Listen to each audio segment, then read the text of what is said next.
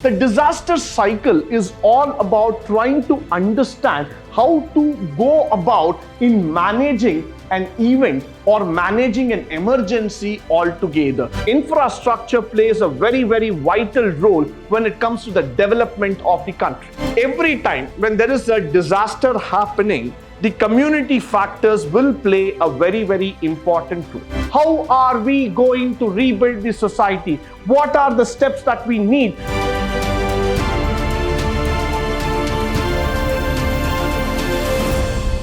Good morning and welcome to the first session of Unit 2, Disaster Management.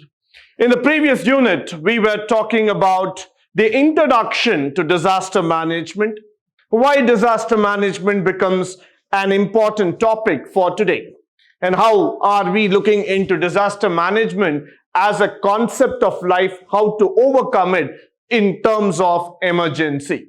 In this session, in this unit particularly, we are going to talk about a very important topic called as disaster risk reduction. Now, all of us, immediately after listening to the name itself, it is quite obvious that we are going to talk about the methodologies in which the disaster can be reduced. So we are going to just go forward in this session and try to understand what is the disaster risk reduction methodology and how do we need to minimize the risk as far as possible. So quickly moving forward. Now, the introduction to disaster risk management or the risk reduction. This is a systematic approach of identifying, assessing, reducing the risk of disaster. Now, let's first try to understand the meaning of this. Every disaster has its own approach, own methodology in which things are being looked into. Now, for example, if there is an earthquake that is going to happen, we know what is the effect of earthquake that happens in a country or in a place. So what we try to do is that we cannot stop the earthquake from happening, but we can start assessing what can be the immediate effects of earthquake. So what we try to do here is that we try to assess the risk that is involved with an earthquake. So for example, in a country like Japan, where earthquake is a common phenomenon because of the seismography, because of the demographic conditions there, we try to assess the risk that is involved by living in that place. So our ideology here as a risk reduction methodology is all about, we try to identify, we first try to know what is the risk, then we try to assess, we try to evaluate what is the problem that is going on there. Next, we try to reduce that problem. We don't want that problem to be aggravated. We know that there is going to be a problem. Let's say, for example, again, if we are staying in coastal area, we know what are the climatic conditions that can exist in the coastal India.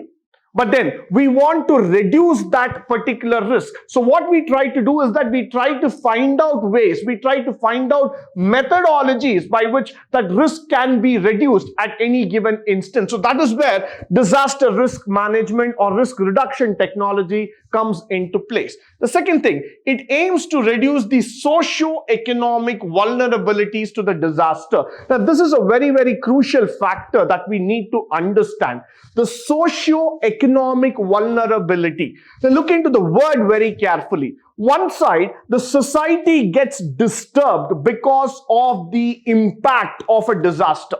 It may be an earthquake or a cyclone or a typhoon or a tsunami, or it's going to be a fire breakout, or it's going to be a pandemic like what we have been facing in the last few months. But then what is going to be the impact on the society? What is going to be the economic aftermath impact after that particular incident takes place? This is where disaster becomes even more complicated in the lives of people. So somewhere down the lane, what we try to address in the long run is that the socio-economic impact. The society should not get into a depression mode. The economic impact should not be very hard on the people. So what we try to do here is that reduce that socio-economic impact. We do not want the disaster to have a very far-reaching effect into the lives of people so that the entire life, the entire normal living condition comes to a standstill. We don't want to get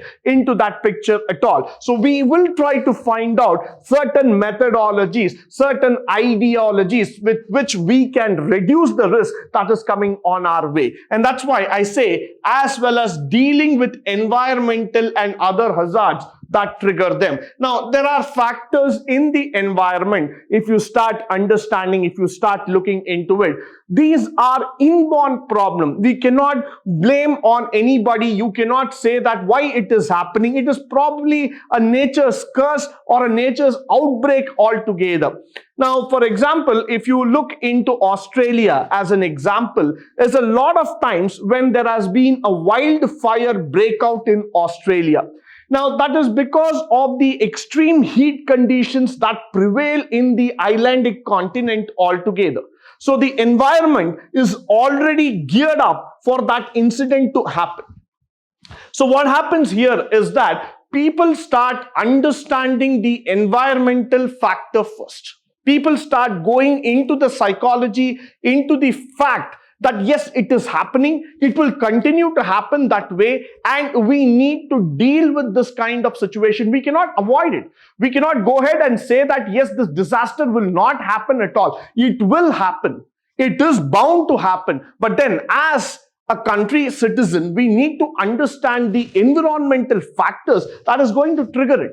So moment that environmental conditions have been reached, it has been understood, we need to know that yes, disaster is prone to happen in this particular area. Now, every year in India, if you start looking, we are being subjected to floods, we are being subjected to drought or famine conditions, we are also being subjected to harsh infrastructural realities and the coastline problems. But that doesn't mean that India does not know about it. We know very well about the problems that do happen in various parts of our country. But what we do as a team, in the sense the NDRF, National Disaster Relief Force, they try to understand the problem and they try to reduce the impact as far as possible. So the entire concept of disaster risk reduction is all about assessing and reducing the risk altogether. We do not have to go and aggravate it, neither we have to create a panic in the minds of people. We have to reduce the risk that is associated with each and every disaster so that in the long run, we are able to provide the people a secured living condition altogether. Now, moving forward, the disaster cycle. What is the disaster cycle altogether? Why do we call it as a cycle? Is it something which is very much pre-planned? Is it something which is already set in place?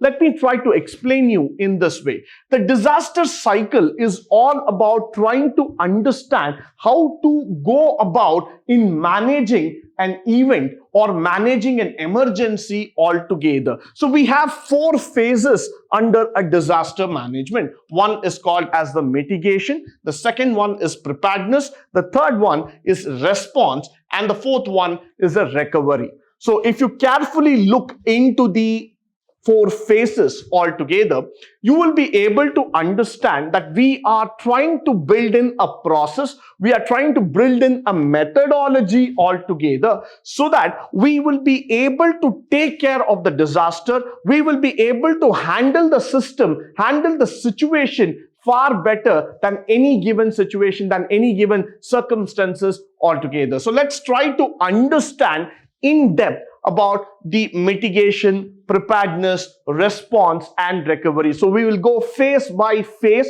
try to explore, try to understand how these things will really matter to us in terms of the disaster management cycle. Let's go forward.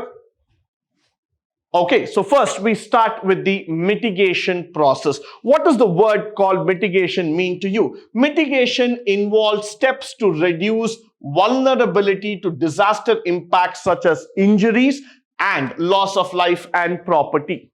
Now, all of us know that whenever a disaster is going to happen, which means to say that there is definitely going to be some loss of life and property. To what extent? That we do not know, because we will not be able to predict the future. So what we try to do here is that we will try to reduce the risk as far as possible. Every time when there is a disaster that happens, that means there is going to be some defect, some problem to the loss and property. The only thing here is that we do not know to what extent it is going to be. So we will not be able to predict the future. So in that case, what we tend to do is that we mitigate. We try to find out a balance through which we can reduce that disaster, through which we can go forward and try to bridge the differences as far as possible. So this might involve changes in local building codes to fortify the buildings. Now, for example, if you are living along the coastline of India, what we try to do as a part of the mitigation system is that we try to evacuate you from that particular place and move you to a place which is far more better, far more secure. Now, is that place 100% secured or 100% fail-safe proof? Definitely not. But then, compared to the previous coastline area, this area would definitely help us to mitigate the risk more than 50 or 60% altogether. So what we are trying to do here as a part of the mitigation is that we are trying to reduce the risk so that you are not directly impacted, you are not directly challenged, or you are not being put to a situation where you are into a tight corner altogether. So we are trying to mitigate the risk as far as possible. We want this mitigation to happen so that reduction of risk is always taken into account. Next, we move forward in terms of the revised zoning and land use management. Every time in India, we have certain earmarked land zones and spaces. Why? Because these areas have been marked by the respective corporations and the Weather Commission report saying that these are vulnerable to disasters. So what we try to do here is that we try to give out the signals earlier saying that this area is definitely prone to some kind of problem. In the recent years, I would like to talk about a couple of months back when there was a warning signal that was issued to a place in Odisha, the state. Why? Because that place was clearly identified by the weather department saying that this would be the place which would have the maximum impact because of a cyclone trying to hit across the coast. So similarly, we have zones which are being clearly earmarked and said that these areas are not supposed to be set in for habitual living or condition. So what we try to do is that we try to move people to declassified zones. We try to move people to safer locations altogether so that we are able to live in a much more peaceful manner. We are trying to avoid the risk as far as possible. The next one is that the strengthening of public infrastructure. Now, in a country like India, infrastructure plays a very, very vital role when it comes to the development of the country. Now, India is not a very small country. It is a subcontinent. So you can imagine the importance of infrastructure in the overall development. We have been known for the metros. We have been known for the state highways, national highways, and the bridges and dams that have been built across the country. But each one of them are subjected to vulnerability, are subjected to different kinds of disaster. So automatically what happens is that with that disaster impacting on this national infrastructure, it might also hit on the life of the people. So that is where we want to strengthen the public infrastructure. We want to make infrastructure that are earthquake proof, which are better in terms of handling fire, which are better in terms of handling any kinds of disaster that goes through. So this is where you need to understand, you need to see that public infrastructure is being given the maximum importance so that in case of any eventuality happening on that particular line, happening on that particular building, the people are not taken for a toss. People are not being affected at all. So that is why the mitigation process is a very, very important process that we keep talking about, that we keep repeating again and again. The next one is that the other efforts to make the community more resilient to a catastrophic event. Now in India, as we are talking about, we are divided by communities. We are divided by so many factors. Now, each and every community in which people are living have their own beliefs, have their own orders, principles, ethics, values, and so many factors. So you cannot just go ahead and preach them or teach them anything against their community values or rules. So even a disaster does not have the same kind of importance from one community to other. What I mean to say here is that every community will have a different understanding about an event or a situation that is happening.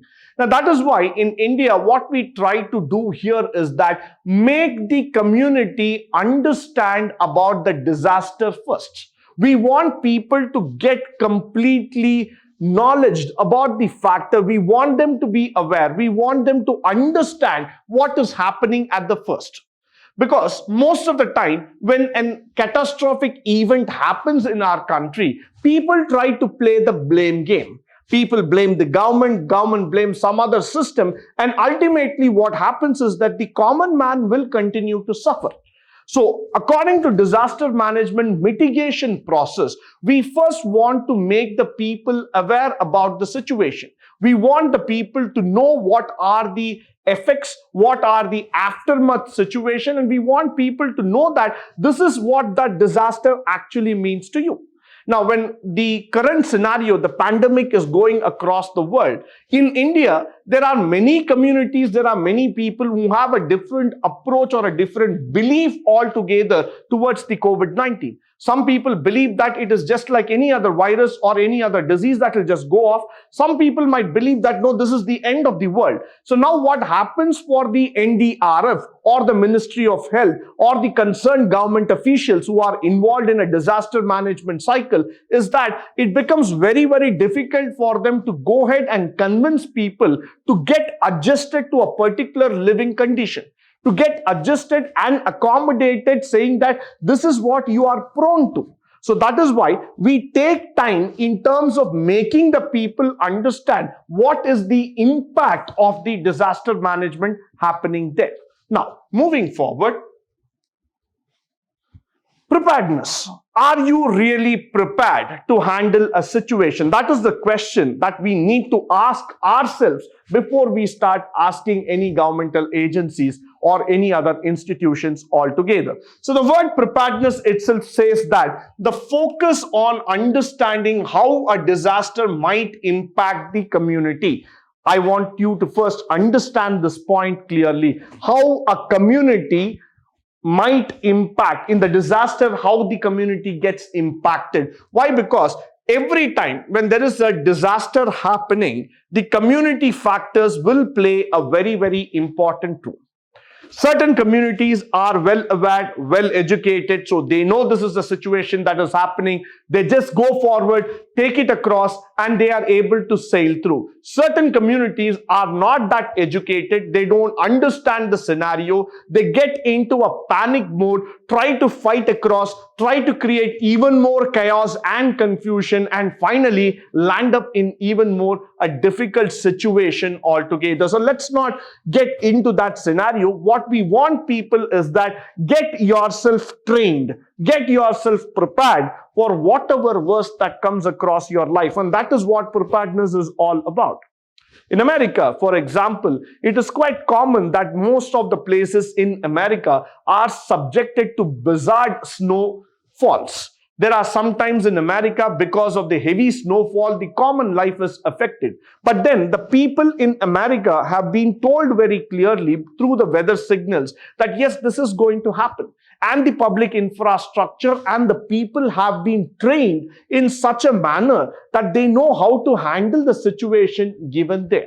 But in most of the cases, in most of the conditions altogether, what happens here is that the preparedness is not being felt in our country. People get prepared only after the disaster happens. So that is why the NDRF and other governmental institutions these days are taking time to train the people about the situation. Now, for example, if there is a fire breakout in the building in which you are living, what you try to do? You don't try to panic. Rather, you just come down through the steps. Don't take the elevator. You just come down through the steps, assemble at a particular point, wait for the fire engine to come in, and then we can blow out the fire or we can put out the fire. But then, now what happens in most of the cases is that people try to break the window, they try to jump from the 4th floor or 5th floor of the building, which again leads into chaos and confusion. People might lose their life and limb in this process. So that is where the preparedness has to come into the mind. So that's why I'm trying to say here the word called as education, outreach and training can build the capacity. That's very, very important to respond and to recover from a disaster. So you need to educate people, you need to train them, you need to tell them every time that whatever incidents are happening in this country, in this particular moment, are something that is quite common, that is something which is expected altogether. So if you're not going to see that, if you're not going to expect it, if you're just going to think that yes, it can happen overnight, I can just manage that scenario, it's not going to happen. See, many a times when flash floods happen in our country, what people think is that they just want to throw away things and jump into the water and come out. But that is not going to be the solution here. You need to know that when flash floods come into picture, you need to manage that scenario. You need to handle it very well so that you are able to come through and overcome the disaster at any given point of time. So that is where preparedness will make you a better citizen altogether. Now, moving forward,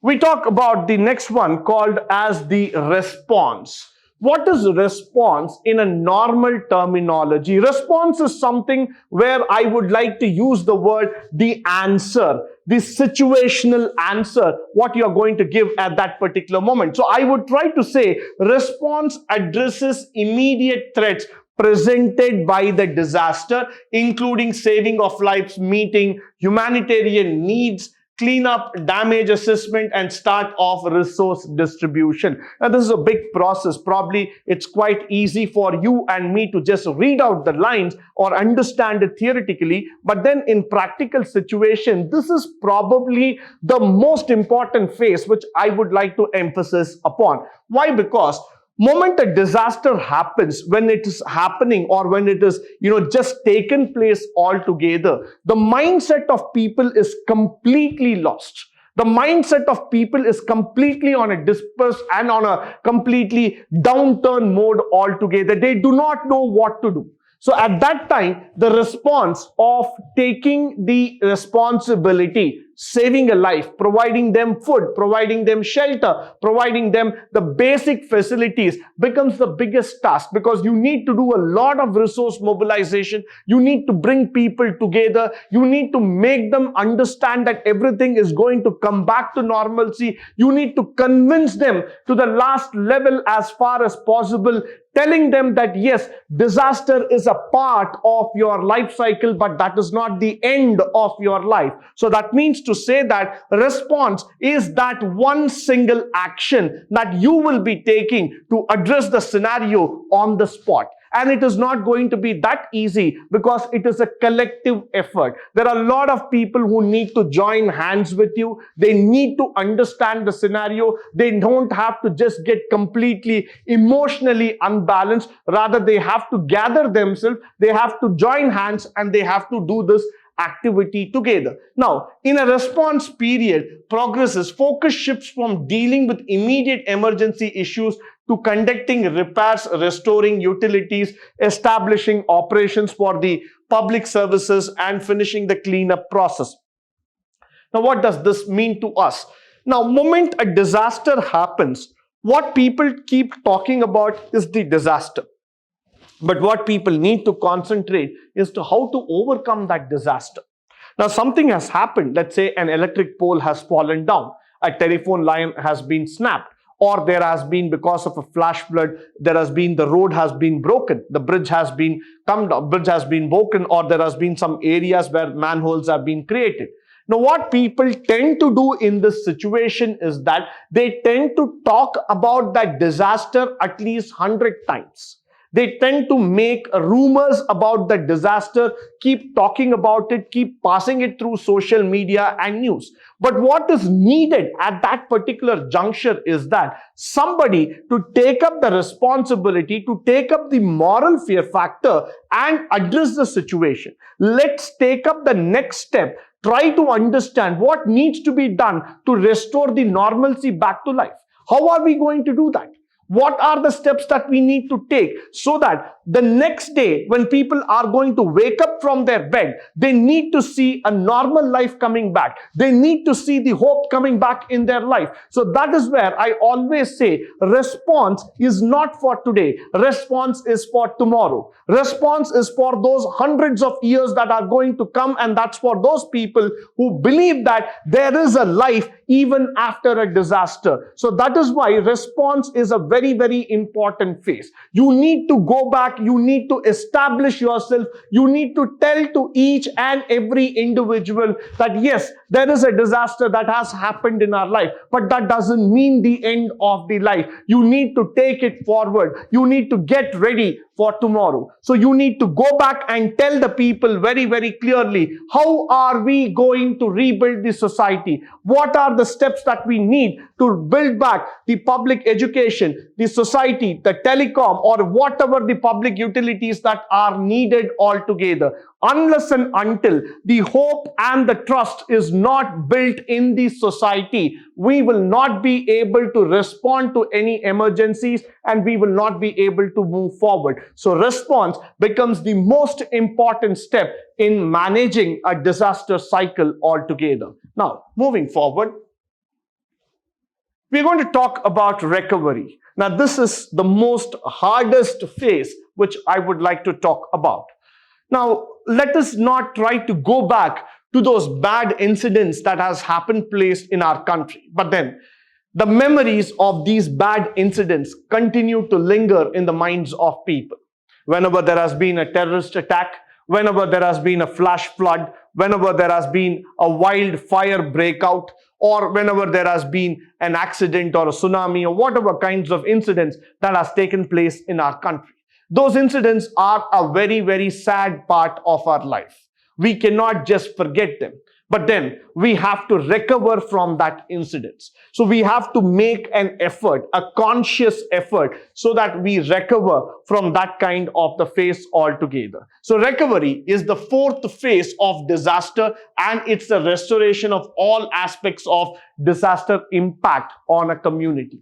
So for example, if today a particular community has gone into any kind of problem, we need to restore life back into them. So that is why recovery becomes a very, very important thing altogether. By this, the impacted region can achieve degree of physical, environmental, and economic stability. So this is a very, very important phase where you are trying to make the society come back to normalcy, make them believe that yes, there is source of life, and yes, you will be able to restore back the normalcy. Moving back forward, we are going to talk about what are the vulnerable factors, in fact, the key facts that remain with us.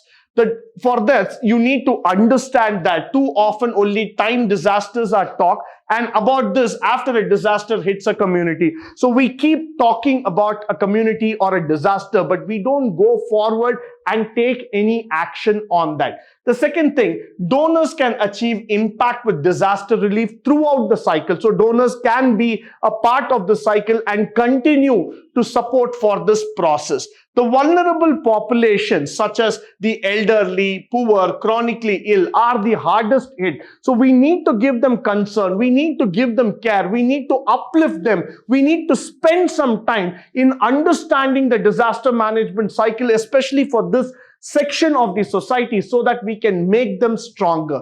Preparedness effort that focuses on them can also be specially effective. The more we are prepared, the more we are mentally ready to face any kind of disaster, we will be able to win that situation without any further challenges. Moving forward, now, we have certain factors, the general principles. I'm just going to go through the general principles so that it will be easier for you to just have a quick recollect. The first thing is solidarity, which means you need to join hands together. United we stand, divided we fall. Please remember that philosophy, please remember that moral. So we need to have solidarity. We need to have that oneness when a disaster strikes. Joint responsibility. Each one of us are equally responsible during the time of taking a response, during the time of a disaster. So each one of us, let's join hands together, take up the responsibility and rebuild the society. Non-discrimination. Let's not have caste, creed, bar, any kind of thought process. Let's say every single human being is important on this earth. We will try to save them. We will try to rebuild an India as far as possible. Humanity. Please understand the pain what you are going through today is the same amount of pain your neighbor will also go through. Is the same amount of pain a person living in the northern part or the southern part or the eastern or the western part of this country will experience. So every single human being has the same pain that he undergoes. So humanity is highly important and needed. Impartiality. Please do not get into the factor of community racism and try to support one against the another. Let's not do that. Let's believe that all of us are human beings. All of us are a part of this country. All of us are the victims to this disaster management. So we need to join hands and we need to move forward. Now, to the next level, when we start going, we also need to understand neutrality. We are neutral. We cannot do anything against a disaster. We need to have a neutral mindset. Let's not have premonitions. Let's not have the kind of factor that it happened because of certain reasons. Let's try to understand the situation and sail forward. We need to cooperate with each and everybody. We need to have a territorial sovereignty, which means every state, every district, please join hands together. Please understand the situation. Prevention. Next time, please make it a point that let's try to prevent a disaster. Let's try to stop it at the earlier phase as far as possible. And the role of media, very, very important. Please do not take media lightly and start giving out news which are not happened. Media just tries to hype the entire situation altogether. So please don't confuse the media by giving out news which has not happened. The media only has to report the news that has happened in the situation. Let us not create stories about the disaster. Moving forward, we also need to understand the measures and activities. We need to identify and measure the disaster risk, educate and knowledge development, inform the people about the risk, incorporate the DRM activities, strengthen the institutional and legislative arrangements, provide financial protection, very, very important because every business needs a backup. Every business needs some sort of hope so that they can come back. Integrate the DRR process across multiple sectors, not only to one particular sector, to health, to environment and all those things, so that they understand that the DRR process is not something only for sector specific, but it is across the entire country. So this is something which is applicable to each and every citizen of this country.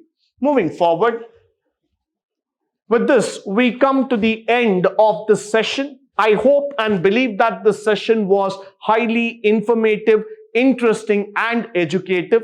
In the next session, we will study about the structural and non-structural issues of disaster management. Until then, stay tuned, stay blessed and stay enlightened forever. Thank you once again for joining me today.